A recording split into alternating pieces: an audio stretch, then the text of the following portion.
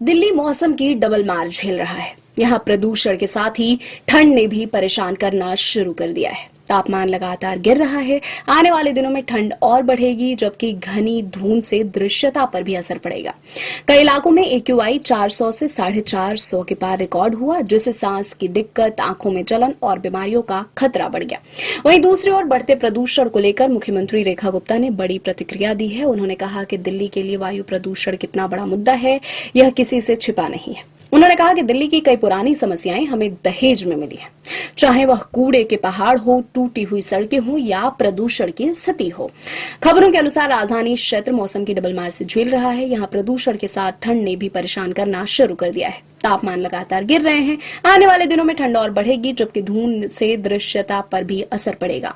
कई इलाकों में AQI 400 से 450 के पार रिकॉर्ड हुआ, जिससे सांस की दिक्कत, आंखों में जलन और बीमारियों का खतरा बढ़ गया है। वहीं दूसरी ओर बढ़ते प्रदूषण को लेकर मुख्यमंत्री रेखा गुप्ता ने बड़ी प्रतिक्रिया दी है। उन्होंने कहा कि दिल्ली के लिए वायु प्रदूषण कितना बड़ा मुद्दा है, यह किसी से छिपा नहीं है। उन्होंने कहा कि दिल्ली की कई पुरानी समस्याएं हमें दहेज में मिली हैं, चाहे वह कूड़े के पहाड़ हो, टूटी हुई सड़कें हो या प्रदूषण की स्थिति। मुख्यमंत्री रेखा गुप्ता ने कहा कि इसलिए हमने तय किया है कि इस समस्या का समाधान छोटे छोटे हिस्सों में बांटकर चरणबद्ध तरीके से किया जाएगा। 2026 तक दिल्ली की 100% बसें इलेक्ट्रिक होंगी। कई स्थानों पर AQI 400 के पार दर्ज किया गया। इसमें गाजियाबाद का लोनी इलाका शामिल है। शनिवार सुबह जारी AQI के ताजा आंकड़ों के अनुसार दिल्ली के अधिकांश मॉनिटरिंग स्टेशनों पर AQI 3 से 350 के बीच रिकॉर्ड किया गया। कई क्षेत्रों में हवा की गुणवत्ता गंभीर श्रेणी में पहुंच गई है। डॉक्टरों ने चेतावनी जारी करते हुए कहा कि सुबह और देर शाम खुली हवा में घूमने से बचें, मास्क का प्रयोग करें।